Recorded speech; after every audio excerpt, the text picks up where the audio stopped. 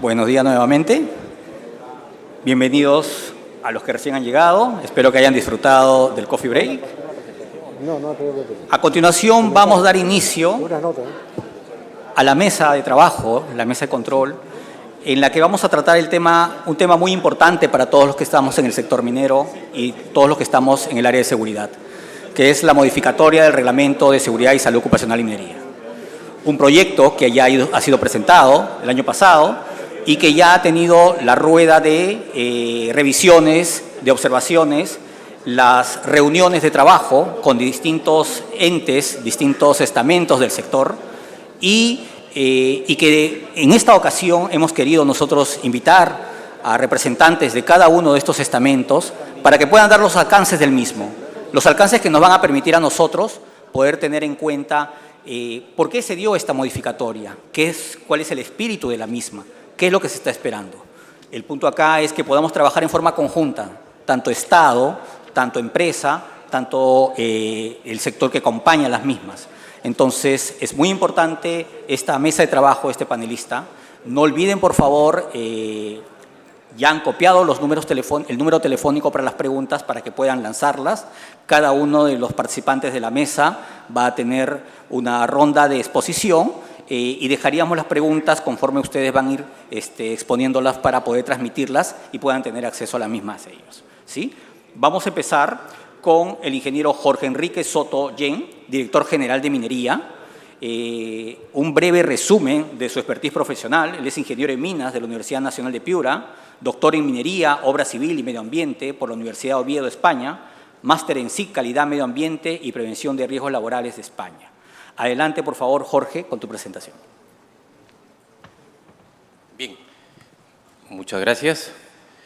Muy buenos días también con todos los que han llegado últimamente. Me voy a permitir realizar esta presentación con unos 14 minutos para poder ver sobre el proyecto de modificatoria del Reglamento de Seguridad y Salud Ocupacional en Minería. Lógicamente, Fernando habló de una estadística muy interesante que nos da parámetros como para ir conociendo y midiendo qué es lo que hemos hecho y qué es lo que hemos dejado de hacer.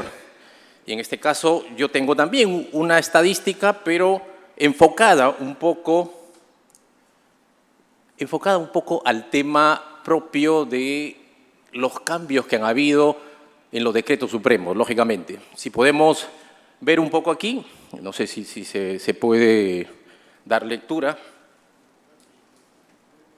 Si vemos por aquí, vamos a ver, yo también a veces la edad ya no da mucho para la vista y me parece que quedó muy pequeño, pero si nos fijamos por ahí en el año 73, ¿no es cierto?, con el primer decreto supremo, el 014, ¿no es cierto?, que salió en el año 73, pasaron 19 años hasta el año 92 que tuvimos el 023, el Reglamento de Seguridad y Higiene Minera. Y si vamos viendo un poco el historial rápidamente, en el 2001 tuvimos el 046, ¿correcto?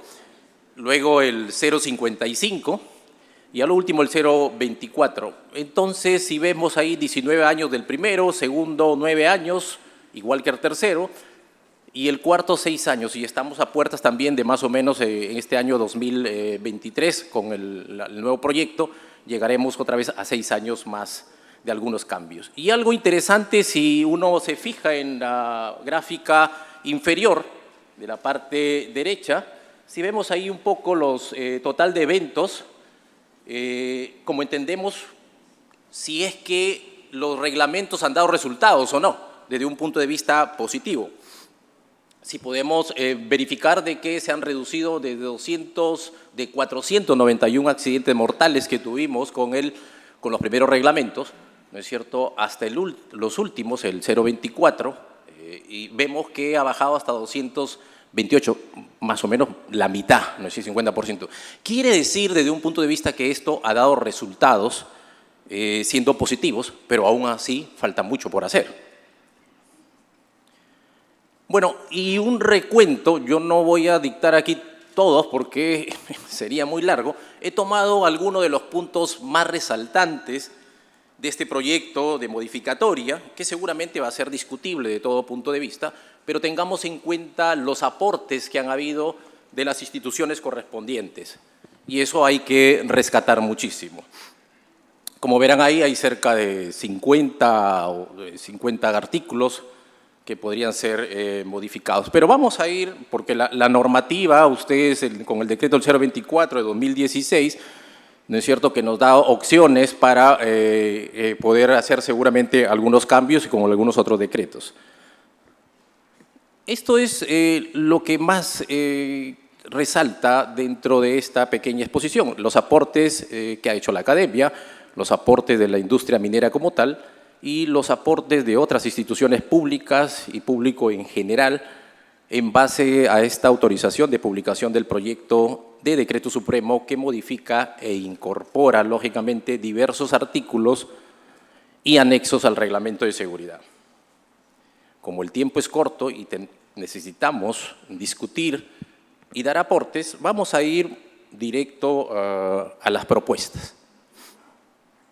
El artículo 2 se incorpora dentro de este artículo las actividades conexas a la actividad minera del artículo 2 del inciso B, que he cortado ahí, pero dice lo que hemos agregado: transporte de personal en vías de acceso a la unidad minera y dentro de la unidad minera. Es un tema que seguramente van a haber muchas precisiones a este artículo 2. En el artículo 7 se aclaran términos y se incorporan algunas definiciones, lógicamente, banco, equipo, etcétera, pero la definición de frente se ha tomado en cuenta en base a los aportes. Y como dice aquí la lectura, es la pared normal a las cajas, piso y techo de cualquier labor donde se realizan las actividades de perforación y voladura para continuar su desarrollo y o avance. Asimismo, en este artículo 7, que hay varias definiciones, ya se ha establecido, como parte del proyecto, la definición de ingeniero civil o especializado en geotecnia. Y, lógicamente, varios van a poder decir, bueno, aquí en el Perú no hay la especialidad de ingeniería geotécnica, hay ingeniero civil, hay ingeniero en minas, etcétera, pero que tienen especialización en geotecnia. Y eso es lo que hemos tratado de ver en este artículo, sobre todo ingeniería civil, minas o geólogo, que deben contar con una experiencia mínima de 5 años.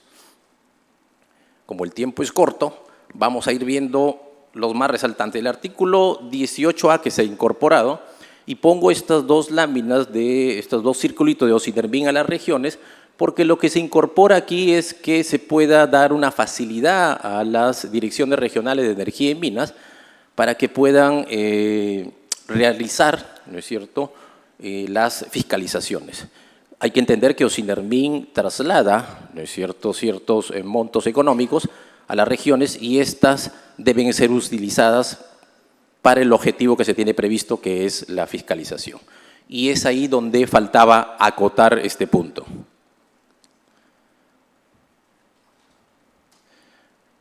Cabe indicar, como dice aquí, los referidos recursos son de uso exclusivo para las supervisiones y fiscalizaciones de las actividades de pequeña minería y minería artesanal. El artículo 20 también se ha incorporado lo siguiente. Lógicamente ustedes tienen todo el reglamento, pero si alguno se fija, lo que hemos incorporado, se busca incentivar a los gobiernos regionales para que cumplan con establecer la tipificación de infracciones y sanciones en seguridad y salud ocupacional minera de la pequeña minería y minería artesanal. Lógicamente, no estaba previsto como tal y es por ello que es importante de que los gobiernos regionales, los GORES, lógicamente tomen en cuenta y también hagan la tipificación de infracciones de acuerdo al nivel en que están la pequeña minería y minería artesanal. Lógicamente, nosotros sabemos que hay un cuadro de tipificación de infracciones que lo maneja el Ocinermin para la gran y mediana minería. El artículo 29 se aclara que la presentación de la copia del documento de aprobación del plan de minado a la autoridad competente hasta el 31 de diciembre de cada año es una obligación que corresponde a la actividad minera. ¿Y por qué se puso esta aclaración? Porque no se entendía desde un término legal o técnico, como se requiera articular, si es que estábamos obligados o no a presentar dicho documento, ¿correcto? Entonces, se establece que solamente corresponde a una actividad minera continua. Todavía tenemos varias operaciones que son de actividad continua. El artículo 33, el punto resaltante, como vemos aquí, que dice, para el inicio y ejecución de toda actividad minera, lo que proponemos es la obligación de contar con estudios de sismicidad. Y esto va un poco a la parte de minería subterránea, ¿no es cierto? Como todos sabemos, la tendencia va a ser a profundizar las operaciones mineras y eso nos da pie, ¿no es cierto?, a que pueda presentarse ciertos inconvenientes de seguridad. Y eso significa, quienes conocen mucho mejor, que son ustedes, puede haber alguna liberación de energía que pueda llevar a ciertos problemas de seguridad en las minas que se van a profundizar poco a poco. Y que esa es la tendencia prácticamente en Sudamérica, sobre todo en Chile, a quienes recurren mucho a los ingenieros de minas del Perú por la experiencia que se tiene en minas subterráneas. El artículo 50, las empresas contratistas mineras son contratadas en virtud a lo dispuesto en el artículo 37 de la Ley General de Minería, lógicamente, se inscriben en el registro de la Dirección General de Minería y están autorizadas a la ejecución de trabajo.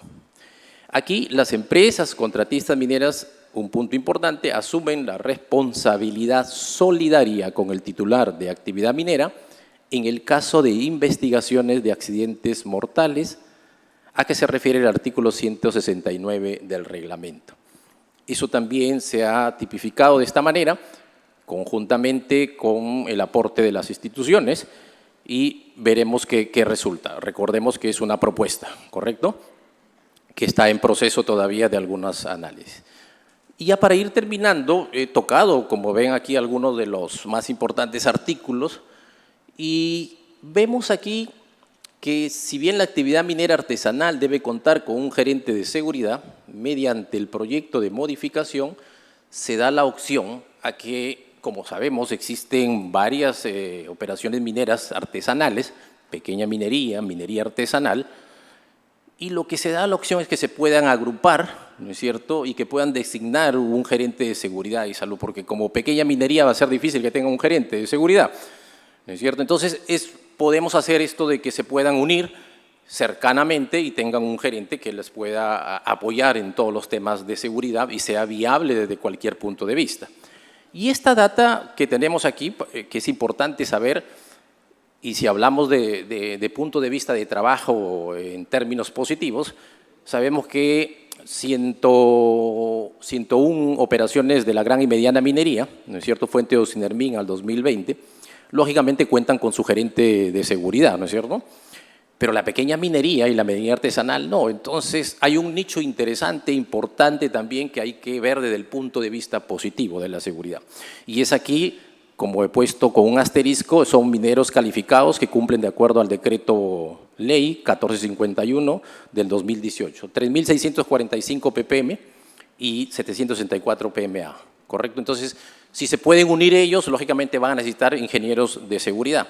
Y hay que tener presente que en minería subterránea es bastante diferente a open pit, ¿no es cierto?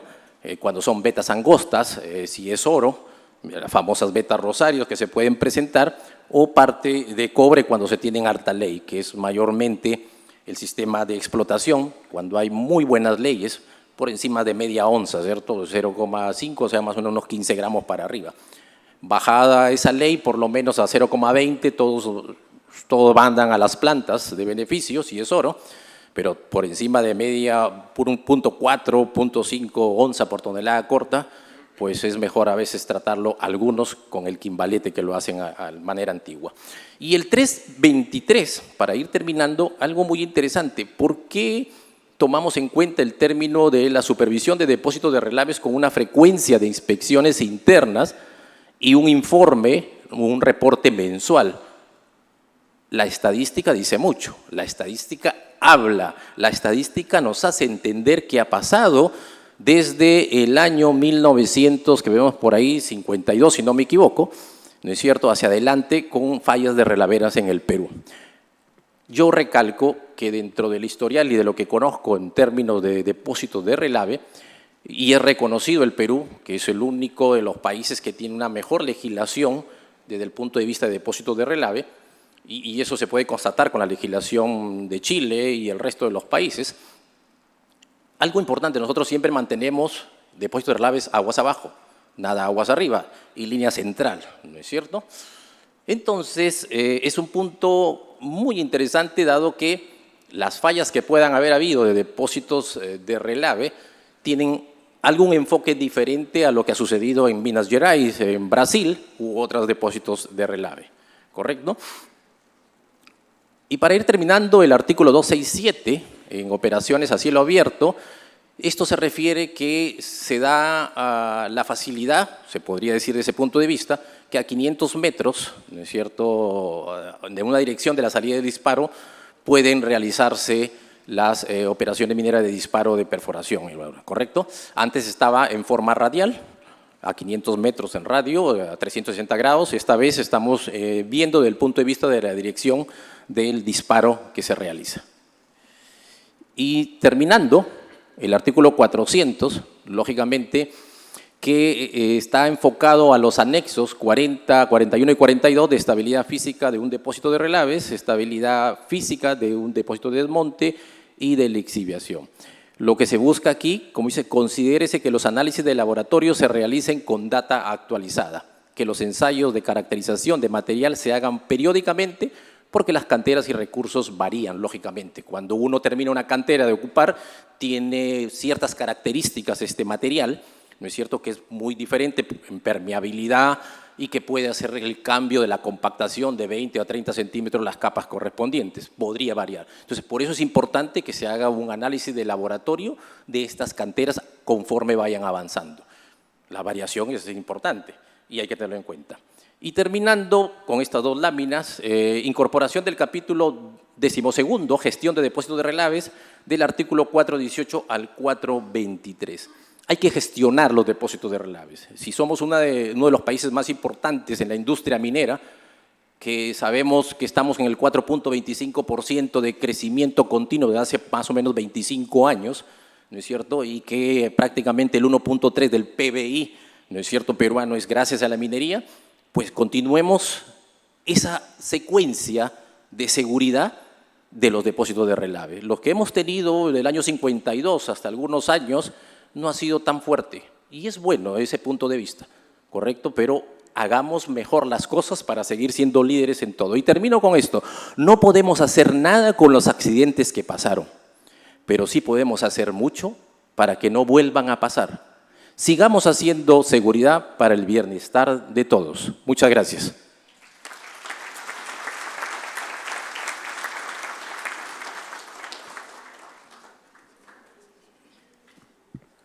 Bien, muchas gracias, Jorge, por la exposición.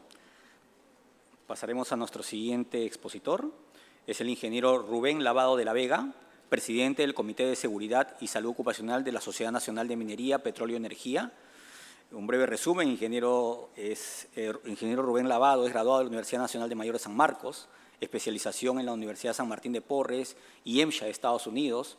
Cuenta con más de 30 años de experiencia en gestión de operaciones y gestión de seguridad y salud en minas subterráneas y tajo abierto.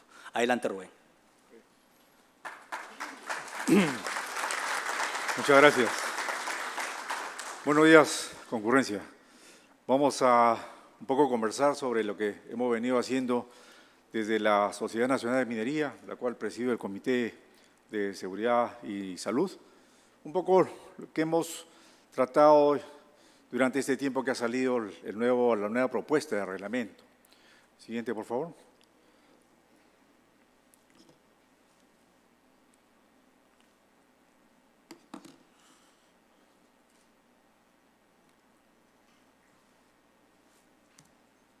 Ok. Creo que esto ya hemos venido conversando en las diferentes ponencias, desde Fernando hasta Jorge también lo expuso, ¿no? Han habido diferentes reglamentos desde los años 92, que salió la 023, en la cual hubo una dualidad ahí con el TUA, pero finalmente nos pusimos de acuerdo entre toda la industria, más los entes de gobierno y la normativa que se iba dictando, nos pusimos de acuerdo y finalmente tuvimos un reglamento, la 023. Entonces, este reglamento sí dio resultado, previo consenso, previa actualización, previa participación de la industria responsable de cumplir los diferentes artículos del reglamento. Posteriormente, en el año 2000, sale la 046. Esta norma ya va mucho más a la parte de gestión. Acuérdense que en el año 98 fue la mayor cantidad de accidentes, se tomó una serie de decisiones en la industria, viajaron muchos técnicos a diferentes países y también ya llegaban muchas empresas con nuevas formas de hacer seguridad. Entonces salió este reglamento muy alineado tal vez a las normas NOSA, en la cual pues era una suerte de pedir bastante documentación, bastante prácticas de ese tipo. Entonces, ahí también hubo mucha buena participación, se escuchó mucho a los operadores, se escuchó mucha la experiencia y sobre todo los resultados que se tenían de acuerdo a la aplicación que se tenía pues, en las diferentes compañías, donde ya se aplicaba y se veía también sistemas de gestión. Pasaron 10 años, los resultados también fueron bastante aceptables, se redujeron los accidentes, se redujeron estos índices que comparativamente a la década del 90 fue bastante bueno. En el año 2010 sale el Decreto Supremo 055, que también fue con activa participación de la industria, los operadores, las compañías mineras tuvieron bastante oportunidad de poder mostrar lo que podíamos hacer y qué cosas se tenía que hacer. Y eso es importante, hubo bastantes aportes técnicos también y esto se mejoró, este reglamento, ya tomando en cuenta la normatividad de las OSAs y permitió que tengamos un reglamento que también funcionó hasta que en el año de 2016 salió la 024. Como ven, la curva que está arriba también iba bajando los accidentes por cada 10.000 trabajadores, pero ¿qué pasó cuando se desarrolló la 024? La 024 no se aplicó ese enfoque participativo. Entonces ahí sale esta 024, casi como una imposición, y finalmente se dio un retroceso o un avance, ¿no? Se modificó muchos artículos, ¿no? Casi el 15% de artículos de esa 024 y finalmente pues se salió el Decreto Supremo 023 del 2017 que justamente subsana este tipo de acciones. Yo recuerdo mucho en la Sociedad Nacional de Minería tuvimos muchas reuniones para dar nuestros aportes a este reglamento. Muchos técnicos participamos ahí, muchas reuniones, muchas horas de cómo debíamos enfocar este reglamento de la parte técnica. Pero finalmente se escuchó, se hizo esa modificatoria de la 023 y finalmente salió con las modificaciones que más o menos estaban pues dentro de lo que se creía. Y bueno, ahora en mayo del 2022 sale el proyecto de modificatoria de esta 024 también teniendo un vacío para poder nosotros como gremio o como empresa aportar a este reglamento. Pero estamos a tiempo porque todavía no ha sido aprobado ni ha sido publicado. Ya Jorge expuso algunos artículos de esta modificación. En general son 29 artículos modificados, 7 artículos nuevos y 8 anexos nuevos. Definitivamente, dentro de la exposición de motivos, y creo que esto va en relación a todo lo que queremos, toda la industria tiene esto ya en su ADN. Todos queremos que no haya accidentes, todos queremos que sea mejor la gestión de la seguridad, todos queremos que todas las leyes que se aplican acá en el Perú sean cumplidas y también las leyes que nosotros voluntariamente optamos, ya sea las normas ISO o ser adscrito a algunos organismos internacionales como el ICSM, nosotros cumplirlo. Y creo que muchas empresas peruanas están yendo hacia ese nivel. No solamente cumplir lo que está acá, sino lo que implica cumplir también lo de afuera. Entonces, creo que hay una buena disposición en esta modificatoria. También hay una buena disposición de parte de toda la industria en sí aceptarla, discutirla, conversarla, para que finalmente pues nos pongamos de acuerdo y finalmente cumplamos lo que está escrito. Que eso es lo importante. Nosotros como operadores mineros tenemos que cumplir todo lo que está escrito. Eso no se va a transgredir esa parte. Y nosotros somos así, somos una industria que creo que estamos por encima de muchas industrias en la cual nosotros lo que decimos, lo hacemos.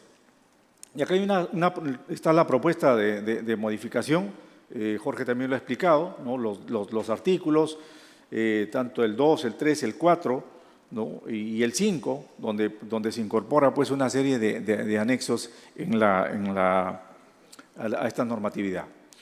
Dentro de la misión de la Sociedad Nacional de Minería hay varios factores importantes, ¿no? Y una de ellas es nuestra misión.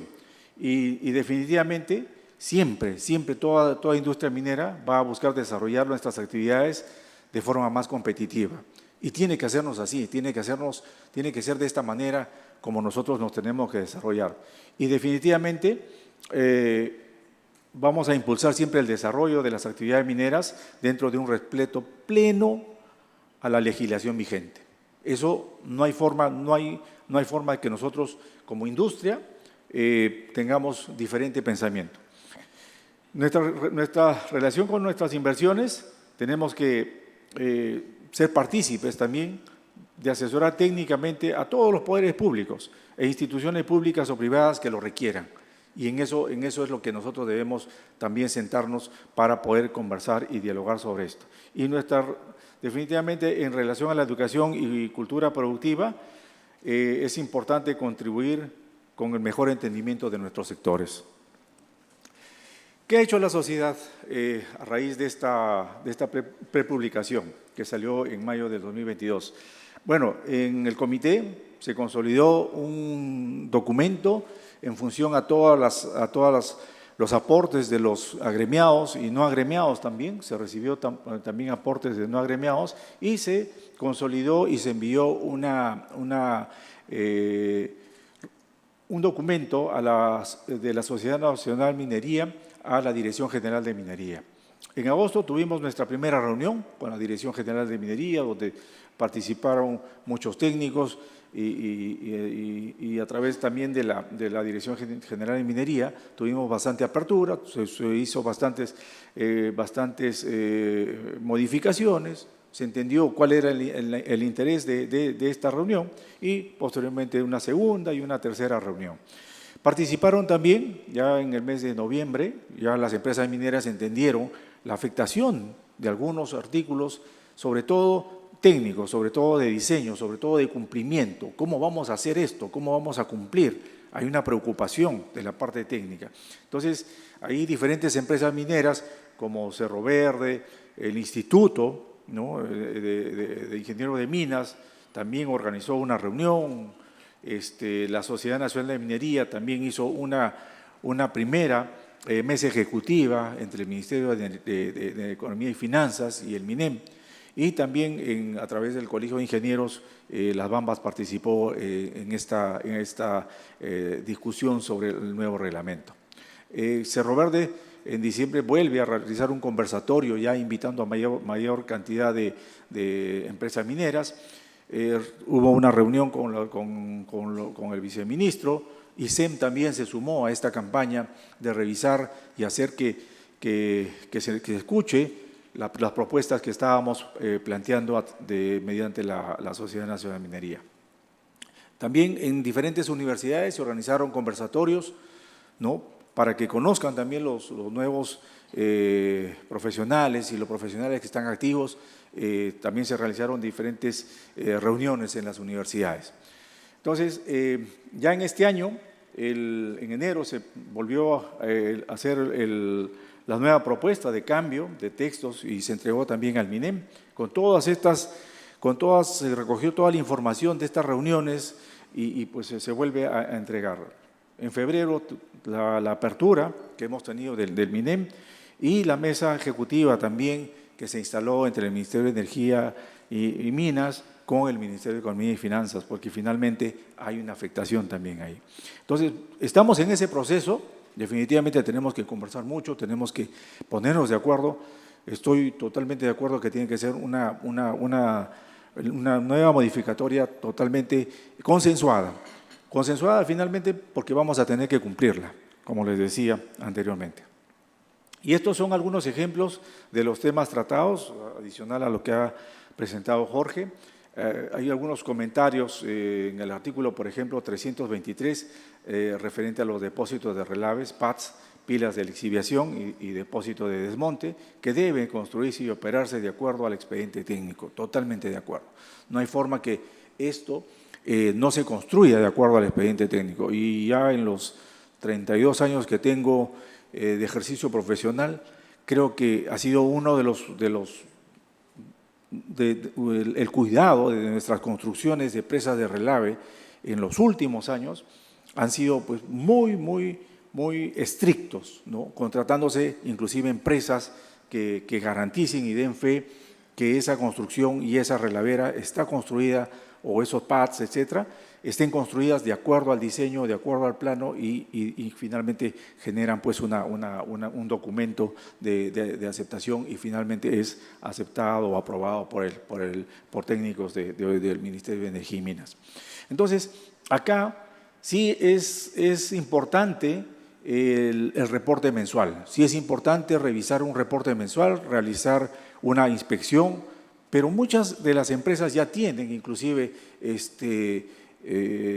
equipos que monitorean este tipo de componentes, ¿no? Entonces, equipos ya muy avanzados para poder nosotros en tiempo real saber cuánto se está moviendo, no se está moviendo estos componentes.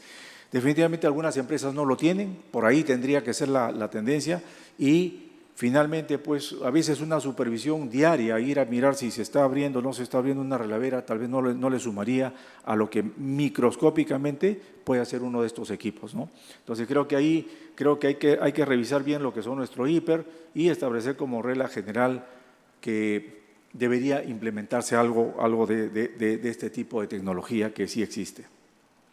En cuanto al artículo de la autoridad competente para supervisar el cumplimiento de disposiciones legales y las normas técnicas de seguridad, creo que acá no hay discusión. Hay una ley que traza claramente la función de Ocinermin con la de Sunafil, ¿no? Entonces, mientras esté esa ley como está, se tiene que respetar. Una ley está por encima de un decreto supremo. Entonces, creo que las competencias acá están bien claras y no debe transgredirse esa por el momento hasta que no se modifique esa ley. En el artículo 420, los depósitos de relave que consideren en su operación la disposición de relaves confinados mediante diques y presas deberán mantener una diferencia de nivel entre la corona y el nivel máximo. Esto es un expediente técnico.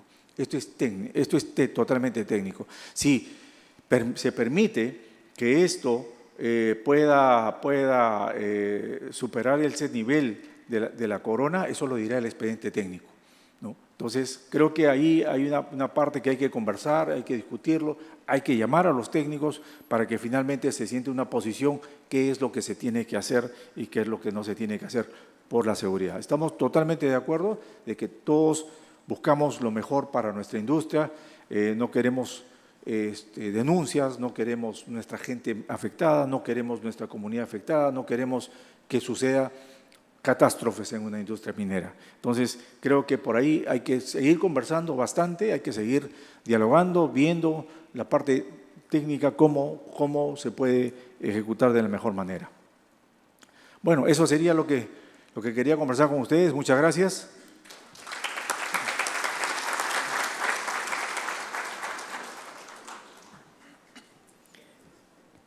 Bien, tenemos un pequeño retraso con la generación de preguntas. Vamos a continuar con los expositores y luego en la pequeña mesa consultiva que vamos a tener, vamos a ir arrojando las preguntas que tienen, por favor, no se vayan a inquietar por ello. Nuestro siguiente expositor, son dos expositores para una presentación, representantes de SUNAFIL. Es Ronald Eduardo Bermejo Castillo, asesor jurídico de la Dirección de Inteligencia Inspectiva, DINI, de la SUNAFIL. Él es abogado con maestría en Derecho Empresarial por la Universidad Federico Villarreal, estudios de especialización en Gestión de Recursos Humanos por la Universidad de San Martín de Porres y estudios de especialización en Derecho Administrativo por la Unidad de Posgrado de la Universidad Mayor de San Marcos. El siguiente expositor va a ser Darwin Alexis Luna Torres, especialista en Seguridad y Salud del Trabajo de la Dirección de Prevención y Promoción de SUNAFIL, ingeniero por la Universidad Nacional de Tumbes y abogado por la Universidad Tecnológica del Perú, con maestría en Seguridad Industrial y Protección Ambiental por la Universidad Nacional Federico Villarreal, con especialización en Gerencia de Sistemas Integrados en Gestión de Calidad Ambiental, Seguridad Ocupacional. Adelante, por favor, con su exposición.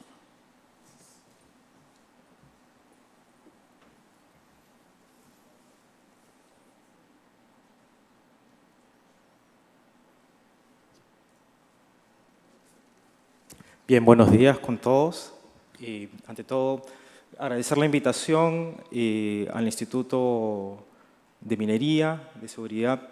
Reciban un cordial saludo también de la superintendenta Flor Cruz Rodríguez, superintendente encargada, que bueno, viene bien también a tener conocimiento de esta invitación, de esta grata invitación, que de repente es parte de uno de los puntos o ejes que va a impulsar esta nueva gestión que está liderando la doctora Flor Cruz, que está relacionado al diálogo social, que está relacionado a poder impulsar no solamente la fiscalización propiamente, sino también está relacionado a impulsar las acciones de prevención. La finalidad de la SUNAFIL no es imponer una sanción. La finalidad de la SUNAFIL o de la Inspección del Trabajo es garantizar el cumplimiento de las obligaciones laborales y de seguridad y salud en el trabajo. Digamos que desde ese punto de vista es que quiero partir con esta iniciativa que creería que este espacio nos va a servir mucho para también nosotros retroalimentarnos. Lo que quiero de repente darle como un resumen es qué es la SUNAFIL y qué hace SUNAFIL y qué está haciendo SUNAFIL. En esa línea, quería mencionarles que como SUNAFIL estamos realizando diversas labores, sobre todo enfocándonos desde el punto de vista de la prevención. En esa línea, quería establecer que el rol de nuestra institución está basado única y exclusivamente en promover, supervisar y fiscalizar. Y uno dice, oye, pero a mí siempre me fiscalizan, nunca me promueven, nunca me realizan una acción de asistencia técnica o de prevención o de orientación. Y sí, digamos que nosotros más adelante les voy a dar algunas láminas de alcances de acciones de prevención que se han realizado, porque sí es importante que ustedes o todos nosotros tengamos un alcance de qué es exactamente la acción de prevención, que es lo que se impulsa desde la entidad. Y cuando hablo de promoción, hablamos de una cultura de cumplimiento, pero la cultura de cumplimiento debe partir desde la entidad. La entidad debe promover e impulsar este cumplimiento con la difusión de la normativa, la sensibilización de la misma. En algún evento que nos invitaron hace un tiempo atrás al sector trabajo, estábamos con algunos representantes internacionales y ellos hacían una referencia muy importante y una reflexión muy importante respecto a garantizar el cumplimiento de las normas de seguridad y salud en el trabajo. Y ellos dijeron algo que entró a reflexión, que nosotros en ese país hablaban de que un accidente no era, o un accidente mortal, quiero decir, no era simplemente una estadística, era un fracaso. esa reflexión nos hizo ver a nosotros, como, no solo como entidad o a quien habla, como una situación de que la conformación de un expediente de fiscalización, de sanción, no es un conjunto de papeles. Tras eso hay personas, tanto para los empleadores como para los trabajadores. La garantía del cumplimiento de la normativa no solo está basado a respaldar el cumplimiento de estas solamente protegiendo a uno, sino protegiendo el cumplimiento de la normativa. Y ese es un punto muy importante que nosotros queremos de repente darles a conocer, que es la mirada que tiene la institución con esta nueva gestión. Y nosotros no se trabaja solo, trabajamos de manera articulada. Y como bien lo señala la lámina, el sistema de inspección del trabajo, que es un sistema único, polivalente y articulado, que tiene brazos a su alrededor, que es el sector trabajo. El Ministerio de Trabajo, a través de las políticas sectoriales, también establecen cuál es la forma y el modo de poder realizar nosotros nuestras acciones de fiscalización, ¿no? Y también los gobiernos regionales, que si bien es cierto, ya se hizo la transferencia a un 100% de la fiscalización laboral a favor de la SUNAFIL, hoy en día los gobiernos regionales también, a través de sus comisiones regionales, pueden brindarnos información respecto a su sector, o perdón, respecto a de su región, cómo se vienen desarrollando las acciones relacionadas a temas de seguridad y salud en el trabajo o las normas sociolaborales y de seguridad y salud.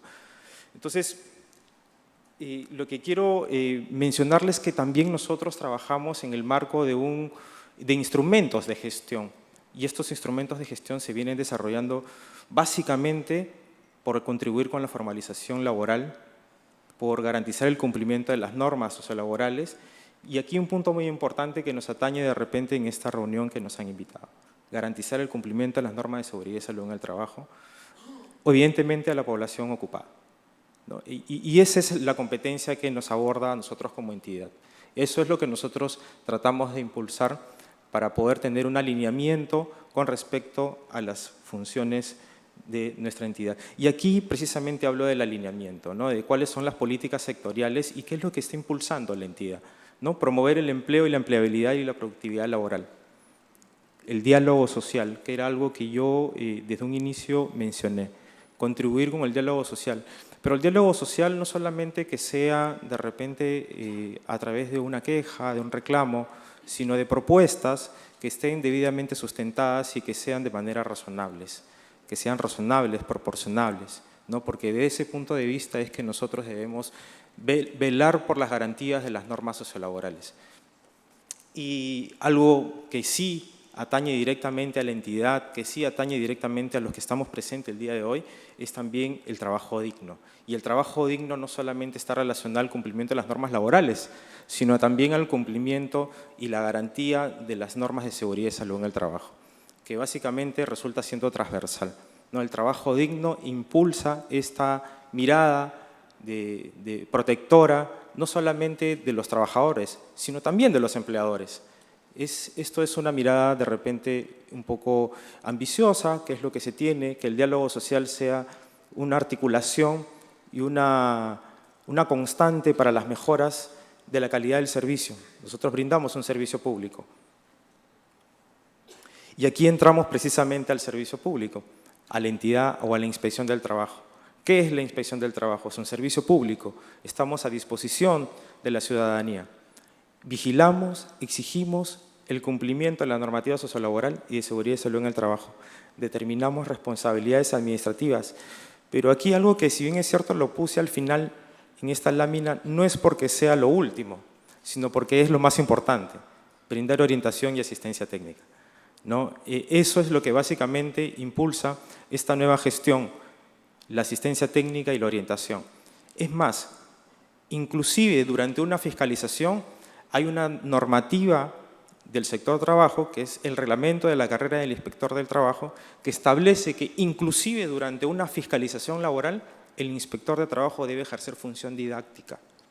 Y la función didáctica debe impulsarse desde el punto de vista de su fiscalización. La inspección no es imponer una sanción, eso es una medida resarcitoria, una medida de penalidad, pero no es lo primero. Por eso es que el procedimiento inspectivo tiene una etapa y tiene un plazo promedio de 30 días.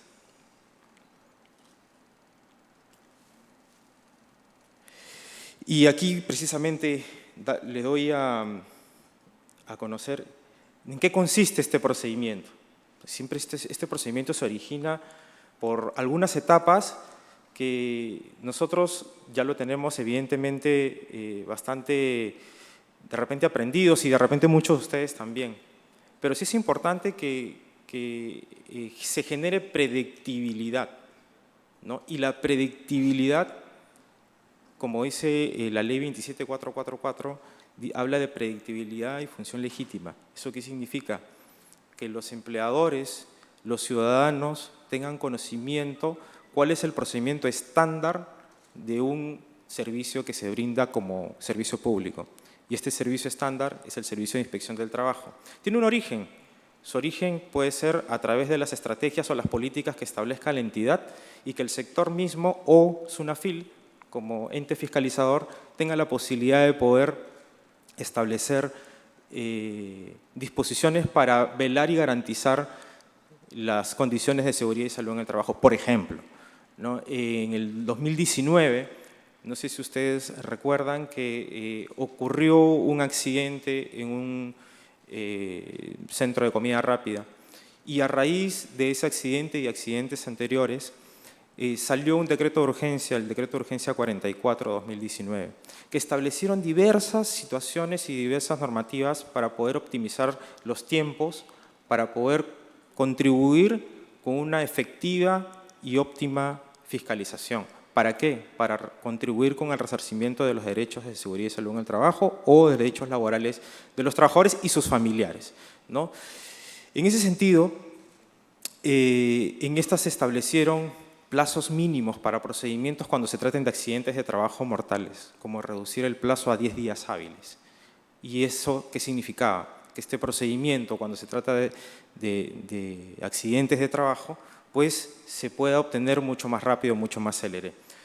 En líneas generales, el plazo de la inspección del trabajo en materia de seguridad y salud es de 30 días, improrrogable, ¿no? Esto se inicia con la generación de una orden de inspección en la que se asigna un inspector y que, bueno, este realiza las medidas inspectivas, las modalidades de actuación y tiene un resultado que puede ser cuando no identifican infracciones, con un informe, y cuando identifican infracciones, con un acta de infracción, que no es tampoco una sanción inmediata, es una propuesta de sanción. Los inspectores de trabajo lo que efectúan es proponer sanciones. Luego de eso se inicia un procedimiento sancionador, que tiene un plazo, que está garantizado el principio de doble instancia y que este procedimiento evidentemente garantiza el debido procedimiento y también los empleadores, los ciudadanos pueden ejercer su derecho de defensa, algo que nuestra Constitución nos garantiza. En ese sentido, aquí básicamente les doy algunos alcances de cuáles son las infracciones o cómo es que nosotros tenemos nuestras infracciones. Tenemos dos tipos de infracciones, subsanables e insubsanables. Probablemente haya mucha duda de a qué se refiere con infracciones subsanables, ¿no? Y las infracciones subsanables tienen un concepto claro, que está referido a lo que está relacionado a un resarcimiento inmediato y que sí se pueda en el tiempo corregir. Y las insubsanables son aquellas que son irreversibles en el tiempo. Hay algunas infracciones en accidentes de trabajo, por ejemplo, cuando no se les ha capacitado a un trabajador y este trabajador como consecuencia de ello ha sido causa del accidente, evidentemente esa infracción resulta insubsanable. Digamos que para ejemplificar un poco, y porque sé que el tiempo aquí apremia, era lo que quería comentarles y que la infracción insubsanable no reviste la extensión de una medida de requerimiento. ¿Qué significa la medida de requerimiento? Que les dan un plazo determinado al empleador para que pueda cumplirlo. En el caso de que es insubsanable, no existe esa garantía de cumplimiento, pero igual pueden ejercer su derecho de defensa, pueden agotar la vía administrativa e irse a la vía judicial. Sin embargo, de esto hablamos en un inicio, de cultura de cumplimiento a la normativa sociolaboral. Habla de un tema muy importante, cultura. Creo que, y a eso este espacio nos va a contribuir porque estamos hablando de una normativa o un proyecto normativo que definitivamente debe estar abordado a las realidades de las actividades económicas que realizamos. Y creo que eso es lo que debemos todos impulsar. Bueno, las infracciones administrativas tenemos de 3 categorías, leves, graves y muy graves. Digamos que estas infracciones administrativas se garantizan siempre cuando se tratan de leves por temas formales. Aquí les he puesto un ejemplo. Por ejemplo, cuando falta orden y limpieza en el centro de trabajo que no implique riesgo a la integridad física y salud. Digamos que este tipo de infracciones es formal, digamos que es por eso que está en la categoría de leves. Se trata de una infracción grave cuando se trata de un tema vinculado a la forma y al fondo, pero que no revise también una afectación directa al trabajador o que pueda ser resarcido. Y las muy graves sí son evidentemente, aquí les pongo un ejemplo, aquellas que van sobre el fondo y el tema sustantivo de una obligación normativa. Y, por ejemplo, es no implementar el sistema de gestión de seguridad y salud en el trabajo o no tener el reglamento interno de seguridad y salud en el trabajo. No, esos son documentos y obligaciones que a nosotros, digamos, a los inspectores o a la inspección del trabajo, sí visibilizan como elemento suficiente para poder determinar una infracción de esta categoría. Bueno, en los criterios de graduación creo que es algo muy importante y siempre he recibido de repente comentarios que están vinculados evidentemente a la razonabilidad, la proporcionalidad, ¿no? Eso es lo importante. A veces muchos sostenemos que las infracciones son desproporcionadas o son irrazonables. Estos principios no los desarrolla SUNAFIL, estos principios están en una norma y esta norma hay que garantizarla, hay que cumplirla y eso es lo que nosotros también debemos buscar. Y uno de los criterios está referida a la gravedad de la falta cometida. Les hablaba hace un momento de que hay 3 tipos de gravedad, leve, graves y muy graves, el número de trabajadores afectados y el tipo de empresa, micro, pequeña, gran o mediana o gran empresa, ¿no? Digamos que esos son los 3 criterios que básicamente se impulsan, pero a esto se le suman los principios administrativos, que era el que le hablaba de razonabilidad y proporcionalidad. Aquí voy a ya entrar a un tema bastante importante que entra a lo que nos atañe el día de hoy, ¿no? Que está vinculado a las competencias de la SUNAFIL en materia de seguridad y salud en el trabajo en minería. Y bueno, entendemos que desde el 2012 tenemos a la ley 29783, que es la ley de seguridad y salud en el trabajo, que transfiere la competencia de OSINER en ese entonces al Ministerio de Trabajo. En ese entonces todavía no nacía la SUNAFIL, la Superintendencia Nacional de Fiscalización Laboral, aún estaba en revisión, en proyecto, y es por eso que se transfiere la competencia al Ministerio de Trabajo, que ejercía a través de los gobiernos regionales la función de la inspección del trabajo.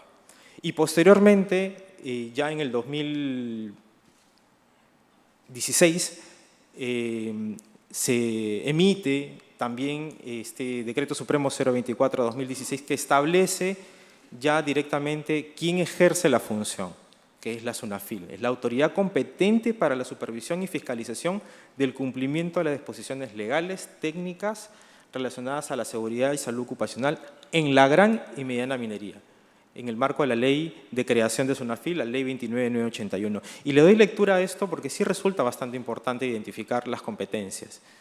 Y esto es porque evidentemente tenemos paralelamente un artículo que también está siendo tratado en este proyecto de modificatoria en el artículo 9 respecto a las competencias y funciones que puede tener OSINERMIN o que pueden tener las otras entidades como los gobiernos regionales sobre la pequeña minería, ¿no? Entonces, este es el marco regulatorio que nos da a la entidad poder hacer fiscalizaciones en esta medida.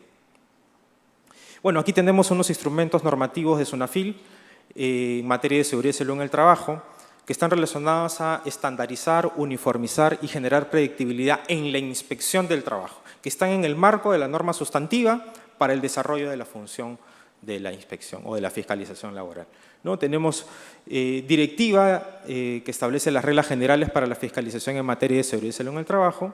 Tenemos también la resolución de superintendencia 186 que aprueba una directiva que ejerce funciones sobre accidentes de trabajo y un protocolo que sí está relacionado al sector minero, que evidentemente ante las modificatorias normativas implicaría que también nosotros actualicemos o revisemos dicha normativa.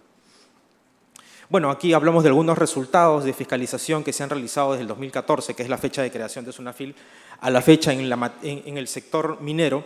Se han dado en promedio 2.574 órdenes de inspección, es decir, fiscalizaciones a los empleadores, y que la gran mayoría representa Lima Metropolitana. Y aquí se preguntarán por qué.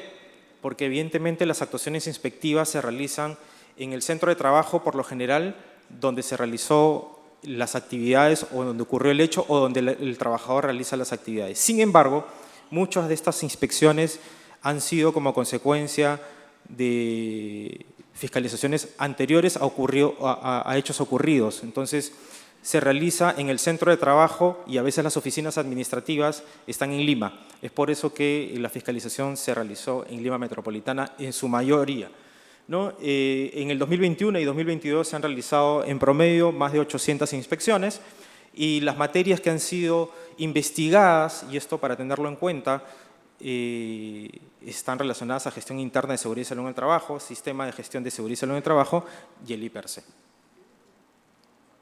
Y se han realizado orientaciones, 199 acciones de orientación a 277 empleadores y que han representado a 1.827 trabajadores orientados. Se han enviado en el año 2022 en promedio 3.000 cartas inductivas. Y aquí vamos a hablar, y le voy a ceder el paso aquí al ingeniero Darwin Luna, especialista en seguridad y salud en el trabajo, para que de repente comente algunos alcances respecto a la modificatoria normativa que me parece que resultan importantes tenerlos en cuenta o evaluarlos para la mejora de este proyecto normativo. Muchísimas gracias a todos.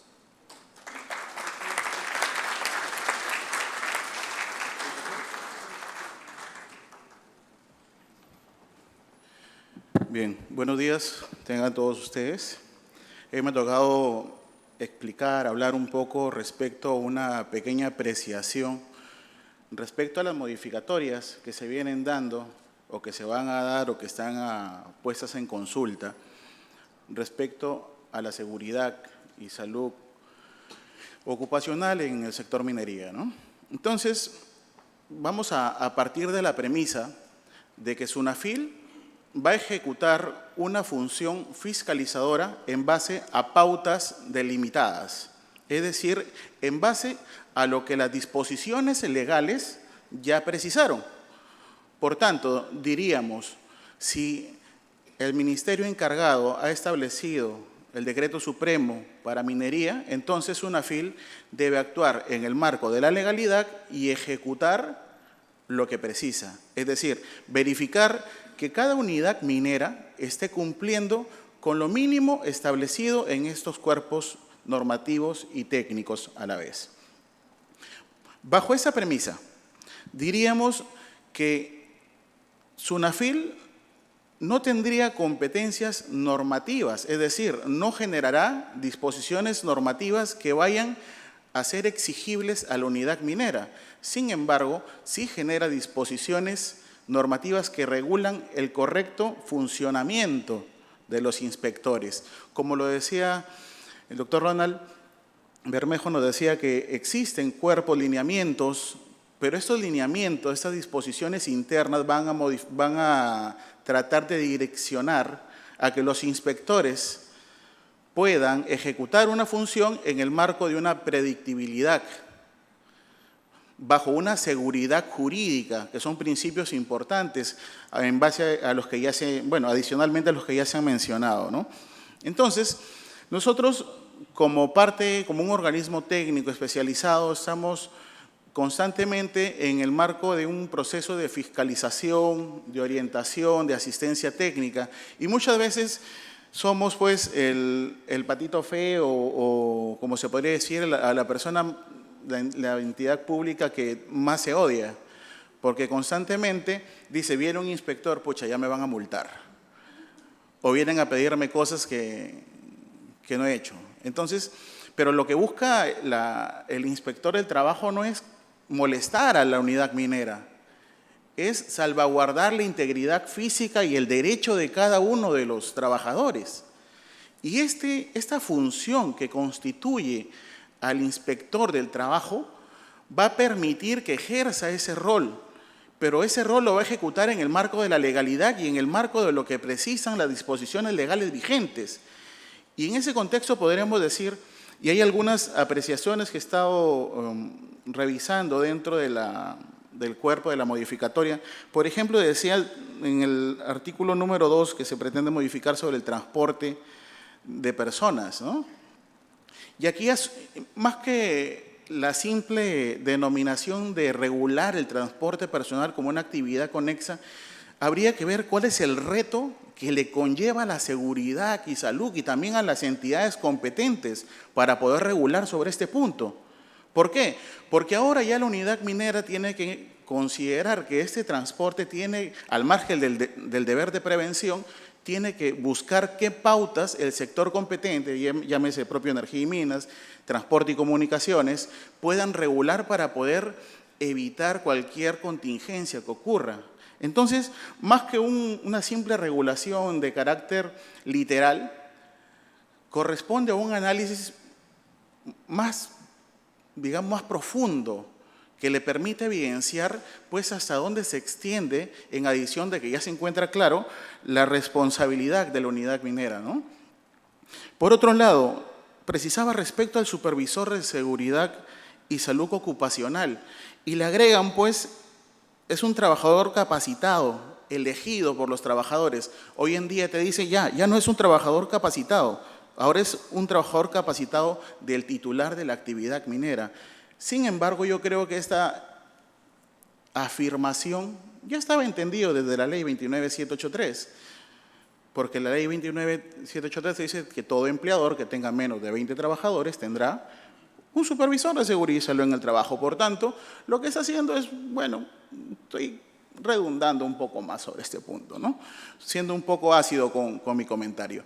Pero no está mal que se precise sobre que es de la unidad minera, porque anteriormente pues los dispositivos decían, bueno, ¿cuántos trabajadores tienes ahí en total? No importa de que sea de cualquier empresa, vas a formar un comité. Pero esto pues ya se ha visto impactado. Hay que recordar que la norma anteriormente era 2010 y el 2011 nace la ley 29783 y es cuando comienzan a realizarse las modificaciones. Y justamente, como bien señalaba anteriormente en la ponencia, nos decían, anteriormente pues se llamaba a los técnicos para poder regular. Hoy en día vamos y imponemos una disposición normativa sin realizar una consulta previa, sin ver la parte técnica. Entonces, ¿qué corresponde en la actualidad? Corresponde a que nosotros, ya que tenemos a forma de consulta esta disposición, podamos establecer cuáles son las pautas que corresponde mejorar. Todo cambio es bueno. Habría que aprovechar el espacio o los espacios y los actores pertinentes que pueden sumar o coadyuvar a que mejoren estas disposiciones que son en pro de los trabajadores. Adicionalmente teníamos un artículo 23 que a la literalidad de lo que dice es el titular de la actividad minera no puede, yo creo que debería ser un no debe, obstaculizar o impedir el desempeño de la función supervisora y fiscalizadora, siendo pasible de la sanción administrativa y o judiciales en caso correspondan. ¿Qué ocurre acá? En el caso de la SUNAFIL, que es la entidad fiscalizadora, ¿qué es lo que te dice en principio? ¿Me obstruyes mi labor inspectiva? ¿Qué va a pasar? Te voy a sancionar. Entonces, eso está claro. Están agregando una literalidad, que eso ya está recogido en otros cuerpos normativos. Entonces, hoy en día, si va un inspector del trabajo y usted le impide el ingreso, si usted a través de alguna otra persona, a través de un vigilante, como se estira en algunos sectores, poner a una persona de pronto con una pistola y decirle, oye, te estoy asustando, mira, si pones una multa, si actúas, yo voy a matarte o voy a asustarte, te asusto con mi pistola, con mi arma. Entonces, ¿qué va a ocurrir en este supuesto? Ya hay una obstrucción a la labor inspectiva. Y esto ya se encuentra regulado. Sin embargo, lo que se está buscando acá es precisar que no solamente, pues para el caso de Sunafil, que está totalmente claro, sí habría pues la entidad fiscalizadora de minería, que va a ver el tema de infraestructuras, pues si corresponde, si se obstaculiza su labor, también podría ser pasible de una sanción. Por otro lado, hay algo importante que hablaba de las inspecciones. Decía, hay inspecciones que el empleador debe realizar, pero ahora le han agregado el término internas. Pero, es decir, anteriormente el empleador no realizaba inspecciones internas. Siempre se han realizado las inspecciones internas. Pero hay que considerar que estas inspecciones internas, para que mejore mi sistema de gestión propiamente, yo no voy a necesariamente solo hacer inspecciones internas. También tengo que realizar inspecciones que van de la mano con todos los actores o todas aquellas empresas que actúan para conmigo. Y para poder concluir respecto a este punto, el 052, sí, me resulta importante el 057, dice, respecto al comité, ¿no? El 57, dice estar disponible para las autoridades competentes este programa, pero la ley, el reglamento general, ya lo precisa. Debe estar un documento cuando se va a fiscalizar, debe estar al alcance para que la autoridad que inspeccione, usted está en la obligación de entregarlo. Y si no lo entrega, entonces van a entregarle un plazo más para que lo alcance y si no llega en ese plazo se le va a sancionar. Por lo tanto, hay disposiciones que ya se encuentran ya reguladas y lo que se está haciendo es como que colocarlos de forma específica para el sector, ¿no? Y en el mismo 63 te dice realizar inspecciones internas mensuales para el comité. Y aquí también pues habría que tener en cuenta algo importante. Si yo tengo un comité de seguridad y salud en el trabajo que está conformado, ya sabemos, de forma paritaria, que está conformado por representantes de los trabajadores que tienen un año dentro de la institución, postulan, ingresan, no todos van a tener el expertise suficiente como para poder realizar una inspección en todas las áreas. Entonces, creería de que correspondería más bien establecer una pauta aquí que precise de que el empleador se encuentra obligado a formar e informar y capacitar a cada uno de los miembros del comité para que puedan ejercer ese rol fiscalizador, esa función de inspección. ¿Por qué? Porque hoy en día de pronto yo soy un trabajador administrativo, soy miembro del comité, entonces voy a realizar una actividad de inspección en Socavón. ¿Qué va a ocurrir en este supuesto? ¿Voy a tener conocimiento? No voy a tener conocimiento. Entonces, la norma, por otro lado, te dice que al inspector, al miembro del comité, tienes que darle más capacitaciones fuera de las establecidas. Es decir, con una capacitación que comiences a recibir y estás cumpliendo con las normas. Pero con una capacitación bastará para que éste ejecute esa inspección interna mensual. No va a pasar. Entonces necesitamos fortalecer ello, ¿no? Y adicionalmente, pues de pronto cerrar, y con eso ya concluyo con este último comentario, de pronto cerrar, en el caso, nos dice, ¿no? Todos los empleadores que van a todos los trabajadores que van a pertenecer al comité tienen que tener un año, como mínimo, ¿no es cierto? Entonces, esta regla no exceptúa al empleador, pero también le dice al empleador de que el médico ocupacional pertenece a su comité. Entonces, aquel médico que se va, el médico ocupacional se retira de la institución, ingresa uno nuevo, ese médico ocupacional puede ser miembro del comité si está vulnerando una disposición normativa. Si el servicio de seguridad y salud en el trabajo es tercerizado, ¿va a participar dentro del comité? Entonces, hay que cerrar ciertas brechas que corresponden y que no están claras aquí. Bien, eso sería de mi parte. Muchas gracias.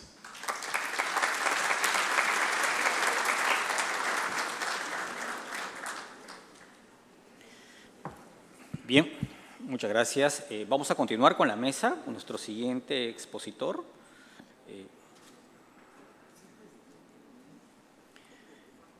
Bueno, Germán nos acompañará desde la mesa consultiva. Nuestro siguiente panelista es Germán Alcesipán, presidente del capítulo de Ingeniería de Minas del Consejo Departamental de Lima CIP. Germán es un destacado ingeniero minero con amplia experiencia en la industria y una destacada trayectoria en la implementación de soluciones innovadoras y efectivas en seguridad minera, con un amplio historial de logros de compañías líderes como Grupo Milpo, Grupo Brescia y Grupo Hochschild. Ha sido responsable de la seguridad, producción, administración y relaciones públicas de distintas unidades mineras. Además, ha participado en proyectos de tecnología, desalinización de agua, de mar y ha asesorado a diversas empresas mineras en el Perú y en el extranjero. Germán, por favor, tus alcances en esta mesa. Gracias.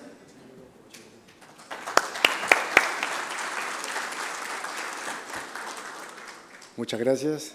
Buenos días con todos. En primer lugar, felicitar a ISEN por este evento, que es tan importante. La seguridad de nuestros colaboradores, la seguridad de todos nosotros, es una actividad que también es tan importante como la minería, que está pues cargada de riesgos. Pero aún así, cargada de riesgos, tiene muchos controles.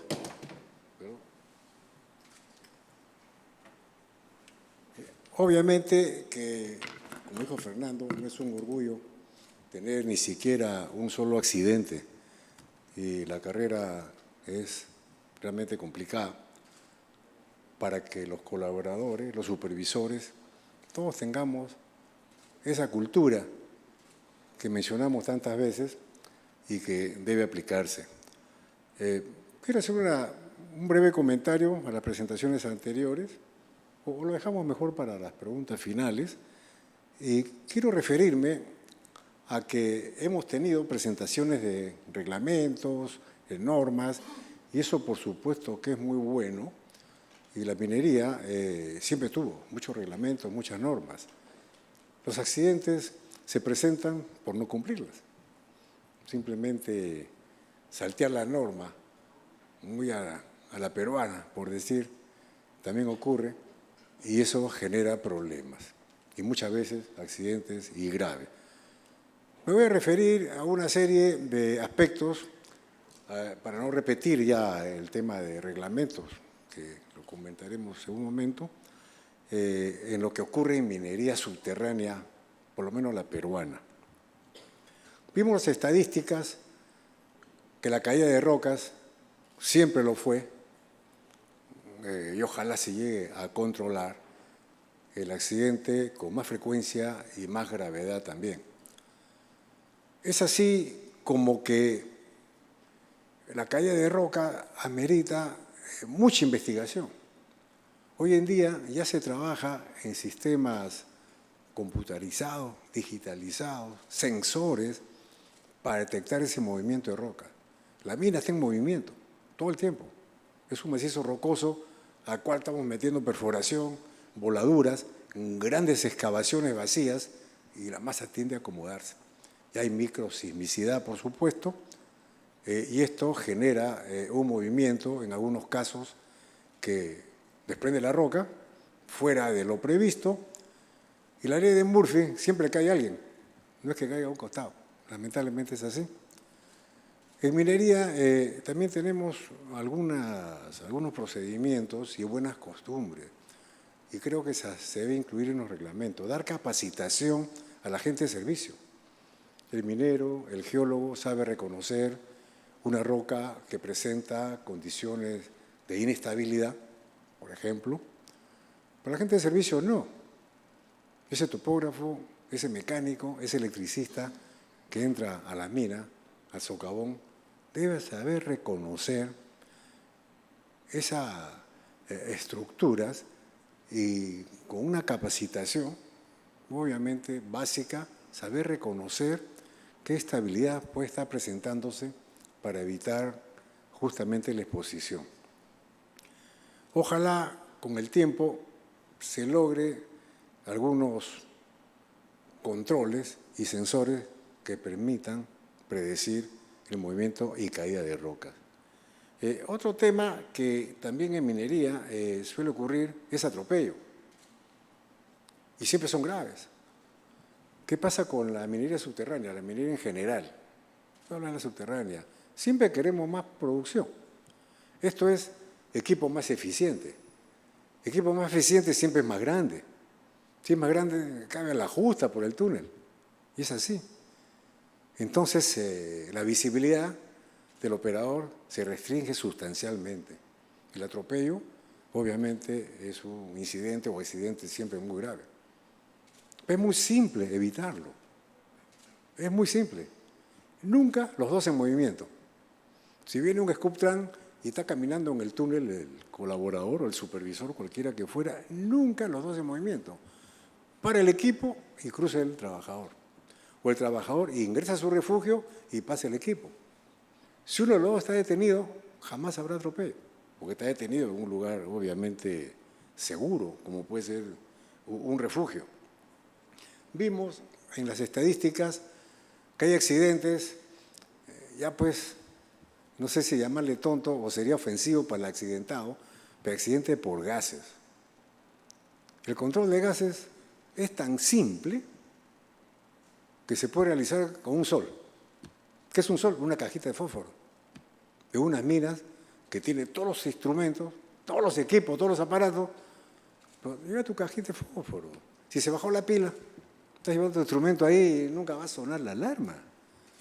En cambio, si tienes sospechas de que hay poco oxígeno, el fósforo va a tener una llama muy baja, muy difícil, simplemente.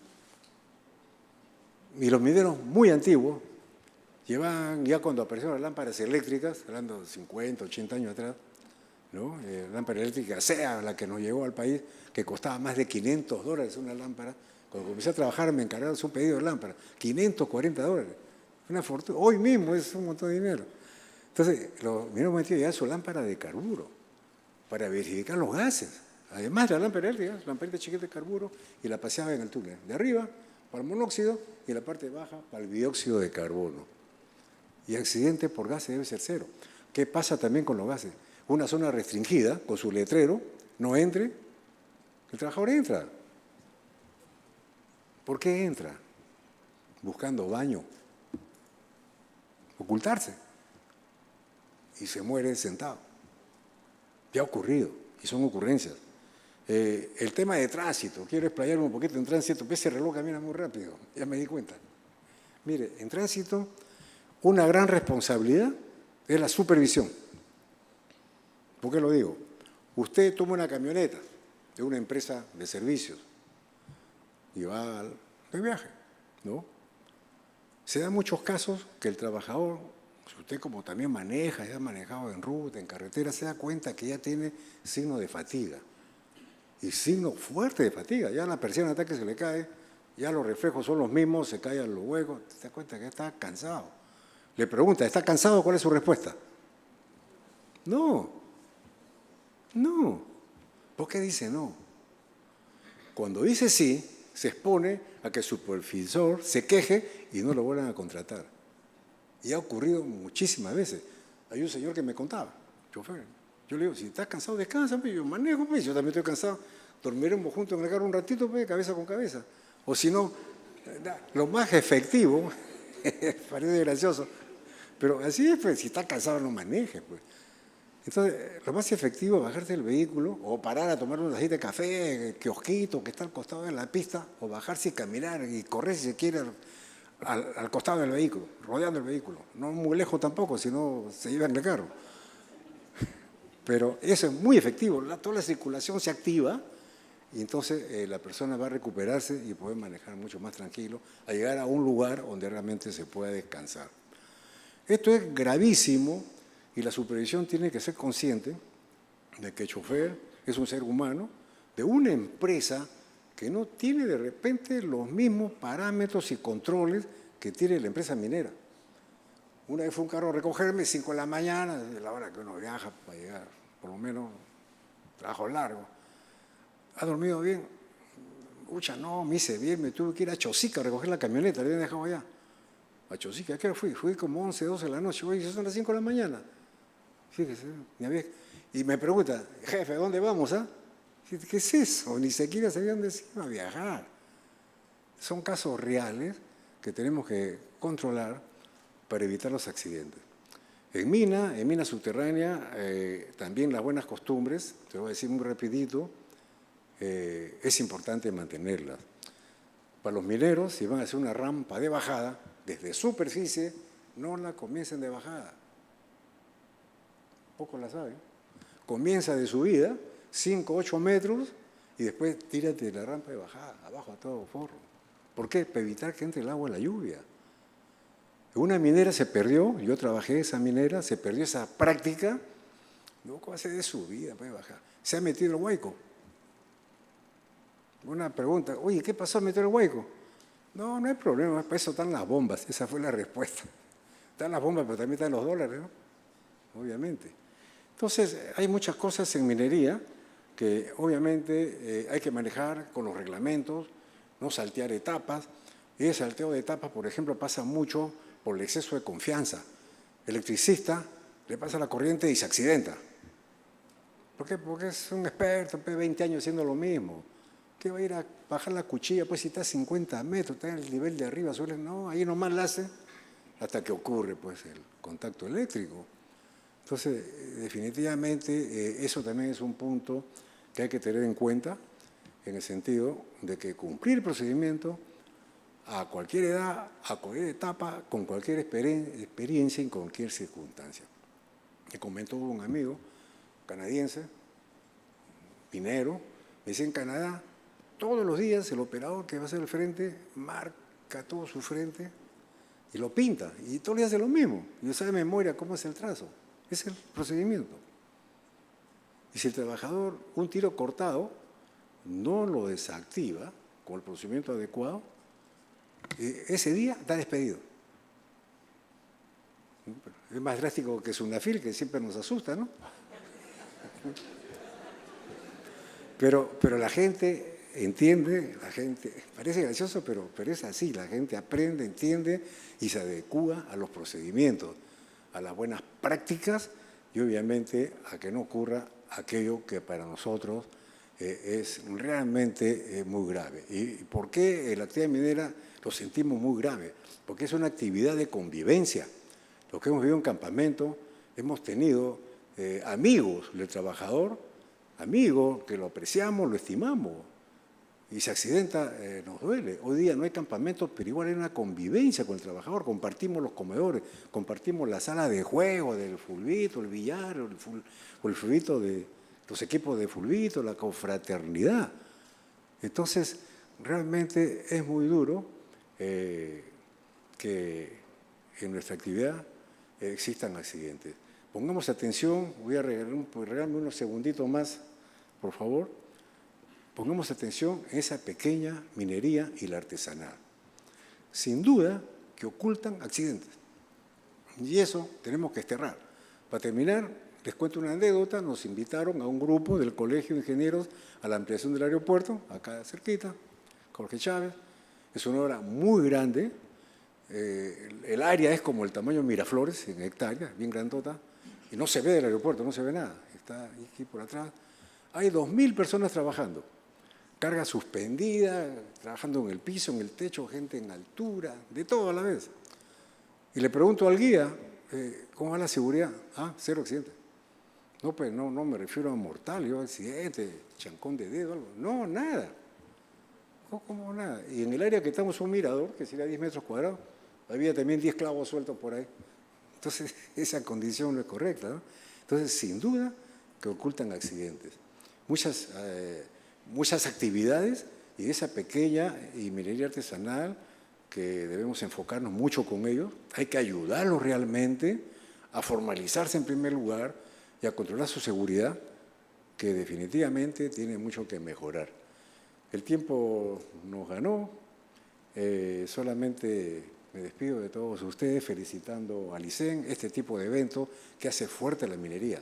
Apoyemos la minería, pero con actividades, como esta actividad y muchas otras actividades que nos permiten mostrar la minería al pueblo, a las autoridades, en el sentido de que es una actividad competente, que genera trabajo, que genera mucha innovación, obviamente que genera tributo y bienestar para todos los peruanos. Muchas gracias.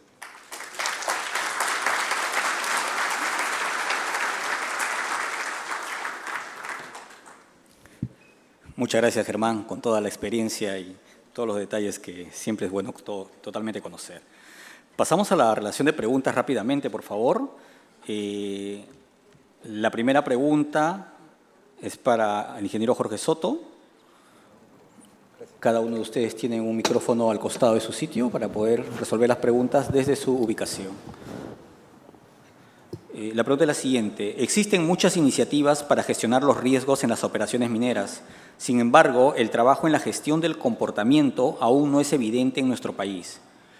¿Cómo el Estado busca atender este tema, considerando que se trata de un problema multisectorial de alcance nacional, el cual debería estar encaminado a alcanzar una cultura de seguridad interdependiente? Muchas gracias, Pavel Rodríguez, por la pregunta. Bueno, para mí siempre son preguntas difíciles, respuestas difíciles, y quien tenga mayor conocimiento seguramente dará mejores perspectivas. Pero si hablamos desde el punto de vista de gestión del comportamiento, yo creo que cada operación minera, cada actividad y el resto de las instituciones que son transversales como tal, y desde el punto de vista del Ministerio de Energía y Minas, lo que nos queda a nosotros es hacer directrices, ¿no es cierto?, en función a la experiencia que tienen las empresas para dictaminar normas que sean factibles de aplicar y que permitan una realidad en el campo mismo. La parte del comportamiento seguramente viene a raíz de las capacitaciones que se le pueda dar a los trabajadores como tal, pero hay puntos más difíciles que manejar dentro del ámbito propio de un trabajador. Y es ahí donde uno necesita verdaderamente el trabajo conjunto de todas las entidades. Como Ministerio de Energía y Minas, las reuniones que hemos tenido con la sociedad y que aún queda pendiente, o las reuniones que hemos tenido con el Colegio de Ingenieros, con las universidades, quedan algunas pendientes, como la presencia de SUNAFIL, como también más reuniones con OSINERMIN, para que en conjunto podamos hacer algo que sea más positivo y más atractivo para toda la industria minera. Pero voy más allá. A mí me parece que las mejores ideas y los mejores puntos que se puedan dar es lo que viven ustedes, y que sé que muy pocos dan punto de vista u opiniones y aportes. Yo creo que es la oportunidad de que ustedes que están aquí, que conocen más, viven el día a día en la operación minera, son los más indicados en dar mayores aportes. La experiencia del ingeniero Germán Arce yo creo que es innata, y eso nos dice mucho de que aquellos que tienen esta trayectoria y los que están viviendo actualmente tendrían mejores puntos de vista para poder en conjunto hacer lo mejor para una minería. Muchas gracias. Bien. La siguiente pregunta es para el ingeniero Rubén Lavado. ¿Cuál es la conclusión a este minuto de todo lo realizado como solución o modificación al Reglamento de Seguridad y Salud Ocupacional en Minería? Es un complemento de lo que se quiere.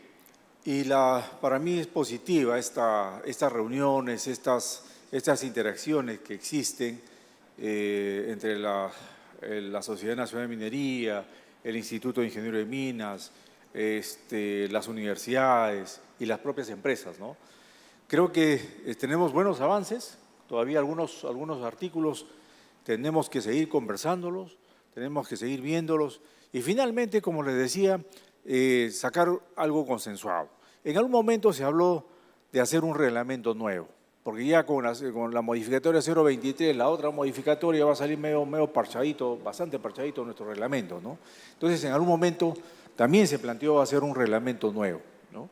Entonces, creo que por ahí va, pero en líneas generales creo que hay bastante avance, bastante interés por todos que tenemos que ver algo con el sector, y creo que también el apoyo del Ministerio de Economía y Finanzas es muy importante, porque todo esto va a generar una inversión también. Entonces creo que articulando todos nos ponemos un punto en la cual nosotros como industria vamos a cumplir. Eso es lo más importante. Y seguiremos avanzando, no va a ser el último reglamento.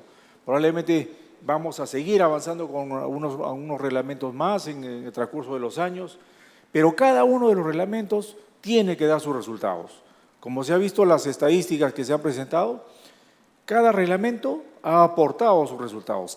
Hoy por hoy nuestra cultura de seguridad se basa en nuestros reglamentos. Muchos hemos estado en la década de los 90, un poco desalineados, cada uno hacía su seguridad por donde mejor creía, ¿no? Creo que a partir de la 0.55, la 0.46, nos ha alineado pues un poco a todas las industrias, inclusive también a las instituciones, ¿no? Para poder seguir un rumbo. Por ahí está el norte. Y cada una de ellas ha dado sus resultados y bastante positivos. No lo que buscamos, porque siempre tenemos que pensar en el cero. Y nosotros, creo que todos que estamos acá estamos comprometidos y bien metidos en el tema de la seguridad. Somos muchos asesores de todas las operaciones. Nosotros tenemos que ser unos convencidos que el cero sí es posible y es lo único aceptable. Y estos reglamentos tienen que tener esa función. Vamos bien. Creo que no debemos tardar mucho ya en sacar el nuevo reglamento aprobado y creo que todos tenemos el deber de cumplirlo. Gracias. Bien, muchas gracias. La siguiente pregunta para Darwin Luna. Contemplando el mayor porcentaje de personal en minería, que el personal de minería radica en las ciudades, el titular minero o contratista es ahora responsable del traslado hasta su lugar de residencia o la ciudad más cercana. ¿Se está contemplando alguna modificación que amplíe este alcance, además del artículo, como responsabilidad del titular minero? Sí, importante pregunta que creo que recae más en Energía y Minas poderla absolver. Sin embargo, como le dije en un inicio, antes de la disertación, nosotros como SUNAFIL lo que hacemos es ejecutar o exigir lo que ya se encuentra pautado, ¿no?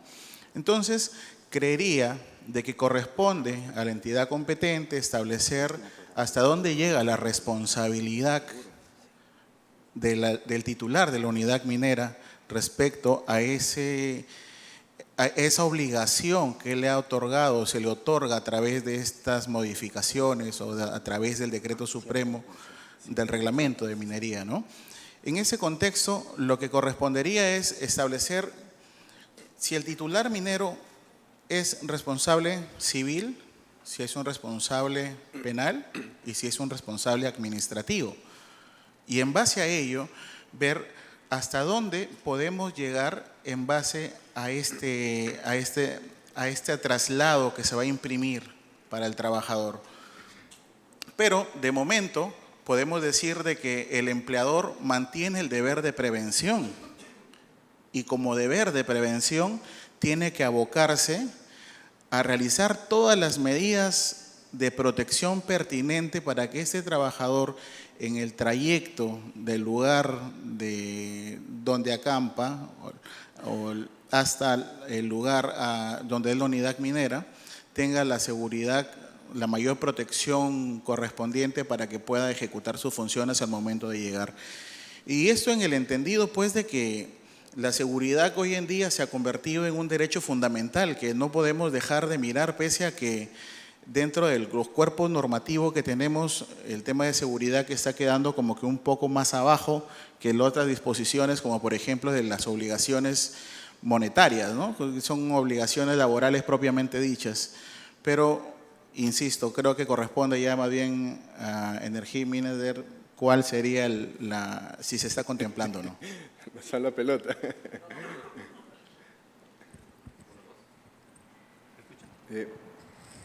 Uno, dos, ya.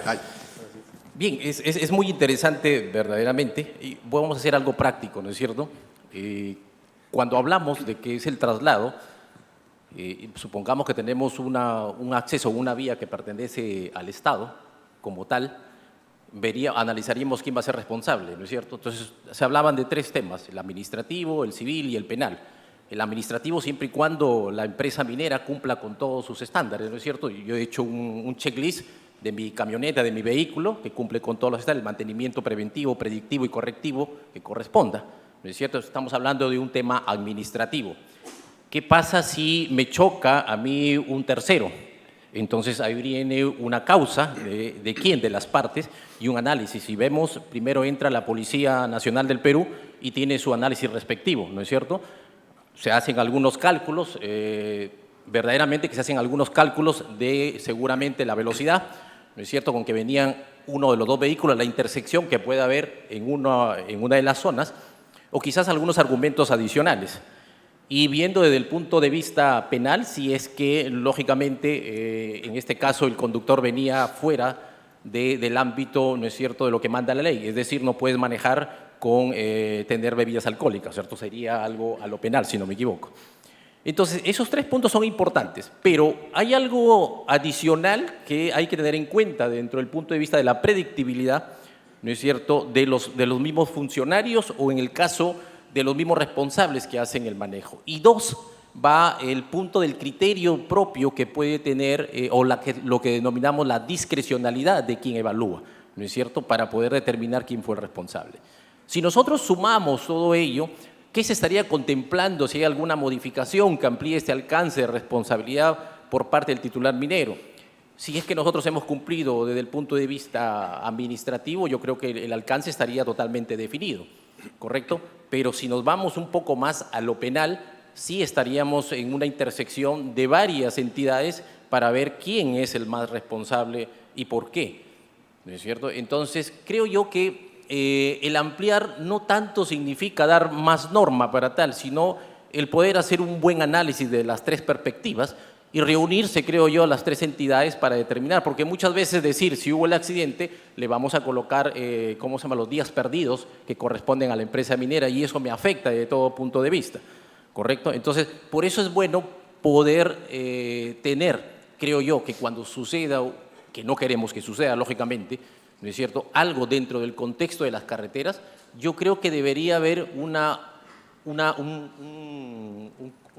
anexo, conexo entre quienes son los evaluadores, SUNAFIL, OSINERMIN y Ministerio de Energía y Minas. Yo creo que así podemos hacer mejoras para todo, ¿no es cierto? Y la propia empresa en el momento que uno le puede indicar cómo ocurrió, qué pasó en el accidente correspondiente. Y podremos tener algo muy sintetizado que beneficia sí o sí a la empresa privada y que beneficia sí o sí a todos como personas, porque todos tenemos una vida que llevar por delante y que sabemos que es el valor que toda la vida debemos mantener. Muchas gracias. Muy bien, gracias a nuestros panelistas. Creo que dentro de lo que hemos escuchado hay algunas conclusiones que podemos sacar.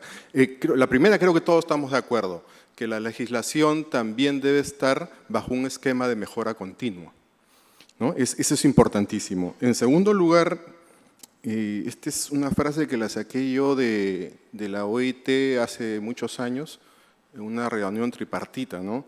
Y la conclusión que llegamos todos es de que las normas no es la panacea que va a salvarnos de los accidentes y las enfermedades profesionales, sino más bien las normas es parte de un sistema de gestión. O sea, muchas veces le damos un papel demasiado protagónico a la norma. Recordemos que tenemos, según el tripartismo, tenemos 3 grandes protagonistas. Uno es el Estado, que se encarga de normar, de fiscalizar, y lo dijo nuestro amigo de OSINERMIN, de SUNAFIL, perdón, que es la de la promoción también de la legislación. O sea, miren, del tripartismo una función es la de normar. Y dentro de la empresa, ¿qué cosa está? Está su labor de prevención.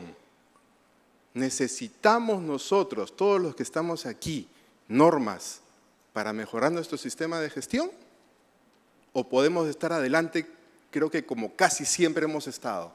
Siempre los titulares mineros hemos estado delante de las legislaciones.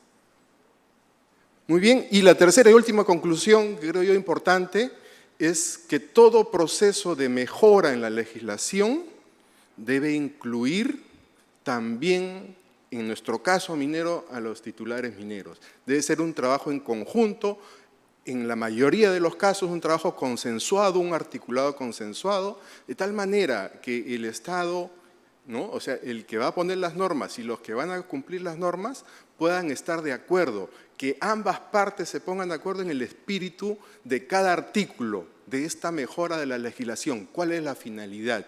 Cuando no conversamos, no nos entendemos. Entonces, creo que esas son las tres grandes conclusiones que podemos sacar de esta mesa y nada más agradecerles que estén aquí con nosotros. Un aplauso, por favor, para todos ellos.